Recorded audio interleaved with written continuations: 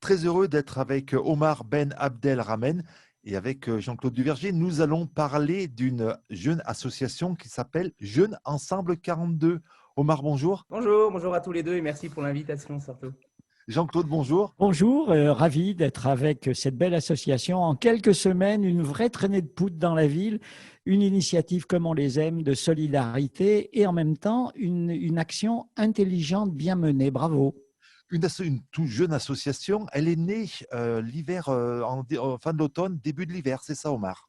C'est ça, écoutez, si vous voulez, je peux vous raconter un petit peu la genèse de l'association. Très simplement, si vous voulez tout savoir, début novembre, je me suis retrouvé sur mon canapé. Je voyais un petit peu toute cette crise qui allait venir, ce second confinement.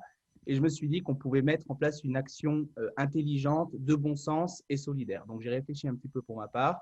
Étant étudiant à l'université Jean Monnet, je me suis dit que ce serait intéressant de faire quelque chose avec les étudiants. Et venu ensuite le projet Jeunes Ensemble 42, qui consiste finalement, effectivement, à mettre en place un accompagnement solidaire, bénévole et généreux entre des étudiants bénévoles de plusieurs établissements d'enseignement supérieur stéphanois avec des jeunes stéphanois, des collégiens et des lycéens, donc de grosso modo de 11 à 18 ans, qui sont soit dans des établissements scolaires de Saint-Étienne, publics ou privés, soit accompagnés dans des centres sociaux, amicales, laïques très différentes, ou bien aussi par un réseau de particuliers qui s'est constitué à la fois par nos connaissances personnelles et les réseaux sociaux. Et à vrai dire, effectivement, cette idée qui plaide finalement en faveur de l'égalité des chances, de la réussite pour toutes et tous, a rencontré un très vif succès, puisque à peu près après un mois la mise en place de début janvier, on est aujourd'hui sur 60 étudiants bénévoles qui agissent quotidiennement ou presque au sein de notre association et 60 jeunes qui sont accompagnés. Alors, ces étudiants, vous les avez recrutés dans les établissements d'enseignement supérieur. Sur votre page Facebook, qui est extrêmement sympa, on conseille à tout le monde d'aller la voir. Il y a N'hésitez des pas à y portraits, aller. voilà, Jeunes Ensemble 42. Il y a des portraits. Alors, moi, j'ai noté Agathe. Il y a deux Agathes de Télécom Saint-Étienne. Il y a des étudiants en droit. Il y a une étudiante de Sciences Po. Il y a donc le recrutement des étudiants. Ça a été Alors, la première mission à accomplir. C'était tout à fait la première étape. Ça a été fait très simplement. J'ai écrit un mail aux différentes directions d'établissements d'enseignement supérieur de Saint-Étienne en leur présentant un petit peu le projet. Et j'ai fait en quelque sorte un appel à bénévolat qu'ils ont bien voulu relayer. Et d'ailleurs, par votre biais, je veux les en remercier parce qu'ils ont été très coopérants et bienveillants à notre égard. De fait, et il résulte de cette opération l'inscription de plusieurs étudiants très différents. Et ça nous tenait vraiment à cœur, si vous voulez, d'avoir une vraie diversité d'étudiants au sein de notre structure. C'est-à-dire que moi, effectivement, j'ai fait Sciences Po, je suis maintenant étudiant en droit, mais c'était important aussi d'avoir des scientifiques, des gens qui sont en école d'architecture, par exemple. Et effectivement, c'était important. Saint-Étienne est une ville où il y a une vraie diversité au niveau de l'enseignement supérieur. Et si à travers notre projet, on peut aussi valoriser ce réseau d'enseignement supérieur, et bien dans ce cas-là, c'est une très bonne nouvelle, c'est une très bonne opération. Et vous l'avez compris, vraiment, les maîtres mots, c'est la générosité, la solidarité et la bonne humeur aussi, parce que dans la période actuelle, je crois qu'on a aussi besoin d'un peu d'ondes positives. Et si nous, très modestement, localement, on peut y contribuer, et bien dans ce cas-là, on est très contents. Et tout ça, ça se passe en vidéoconférence? Non, alors en fait, effectivement, c'est très flexible et là aussi, on a voulu s'adapter à la situation sanitaire parce que quand on a lancé le projet sur la fin de l'année 2020, on ne savait pas trop ce qui allait nous attendre en 2021. Donc en fait, très concrètement, c'est assez mixte. C'est-à-dire qu'avec les particuliers, nos étudiants qui traitent avec les particuliers sont plutôt en visioconférence parce que là, évidemment, aller à domicile, c'est un petit peu compliqué avec la période actuelle. Et surtout, on avait demandé à ces étudiants quelles étaient leurs préférences. On n'impose rien aux étudiants. C'est vraiment eux qui nous disent effectivement s'ils veulent être en présentiel, s'ils veulent être en distanciel, à quel moment de la journée est-ce qu'ils sont disponibles. Donc effectivement, ceux qu'on aide dit comme ça, de cette façon, ils sont en distanciel. Après, pour les établissements scolaires, là aussi c'est mixte. On a un établissement scolaire par exemple qui préfère de la visioconférence, notamment pour les internes. On a un autre établissement scolaire, un collège en l'occurrence, qui préfère lui le présentiel.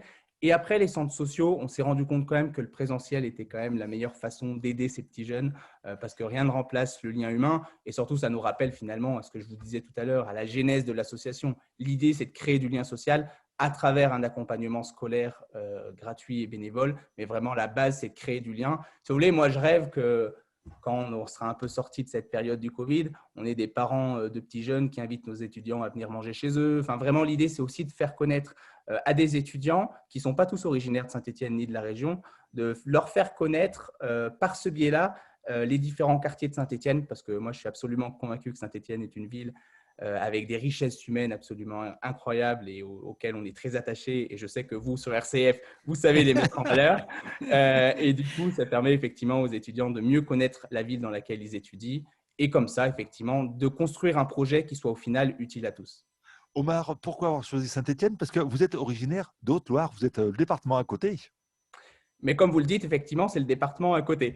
Du coup, c'est pas très loin. Et Saint-Étienne, finalement, enfin, dès mon enfance, entre guillemets, c'était la grande ville dans laquelle on allait pour faire les grandes courses, pour venir faire tout un tas de démarches.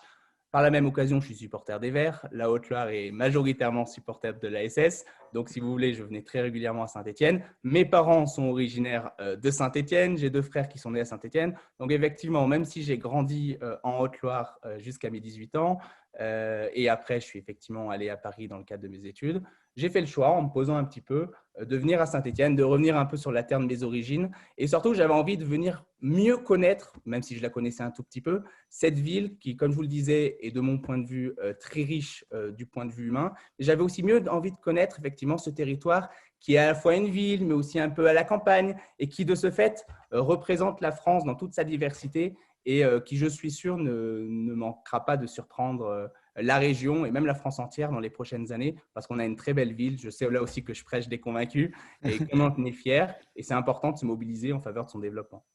Alors, dernière question. On a vu dans l'excellent article de nos collègues du Progrès consacré à l'association des réflexions de jeunes, un jeune disant au fond, moi, après avoir travaillé avec les étudiants qui nous accompagnent, mes notes sont meilleures et puis j'ai repris le moral. Quelle satisfaction, quel bonheur pour vous. Oui, C'est tout la à plus fait. belle des récompenses. Exactement. Au final, on attend que ça. On n'est pas des magiciens. On ne promet pas non plus, effectivement, que des élèves qui pourraient avoir de très lourdes difficultés pourront demain être les meilleurs. Et enfin, vous me permettez de saluer, parce qu'effectivement, vous l'évoquez, aussi le rôle de tous les interlocuteurs avec lesquels on traite. Là, en l'occurrence, effectivement, c'était l'amicale laïque Chapelon, et c'est pareil dans les autres centres dans lesquels on intervient. Ce sont vraiment ces gens-là qui font un boulot absolument formidable et qui d'ailleurs sont assez peu mis en valeur. Donc nous, on vient vraiment en complément, effectivement, de cet accompagnement qui existe et qui existait avant notre association. Mais effectivement, quand moi, je me déplace un peu dans les centres, quand j'échange avec les étudiants, parce qu'on est aussi très attentif à leurs différents ressentis et à finalement comment est-ce qu'ils conçoivent le projet de l'association, ben, on est heureux quand on a des petits jeunes qui s'ouvrent à nous, qui nous parlent de leur projet. Si vous voulez, la semaine dernière, par exemple, j'étais dans le quartier de Terre-Noire, au centre social Arlequin. Effectivement, on faisait un petit tour de table avec les jeunes. Et finalement, je me suis rendu compte qu'ils avaient plein de projets très différents. Et heureusement, parce que c'est ça la vitalité d'une jeunesse. C'est ça aussi ce qui fait notre diversité et notre richesse. Et du coup, effectivement, en leur parlant, je me suis dit qu'on avait la chance, effectivement, d'être dans un territoire où les jeunes ont envie de s'engager. Moi, je réfute complètement l'idée selon laquelle les jeunes ils ne voudraient absolument pas s'engager pour les autres. Au contraire, mais si on leur présente un projet intéressant, un projet qui a du sens, eh ben, du coup, les jeunes, ils sont prêts à s'engager. Et effectivement, en échangeant avec ces petits jeunes du quartier de Terre-Noire, je me suis dit que là, eh ben, effectivement, notre projet il avait un sens et une vraie utilité. C'est au fond le plus important. Merci. Merci beaucoup à vous. Merci à Jean-Marc pour la réalisation technique.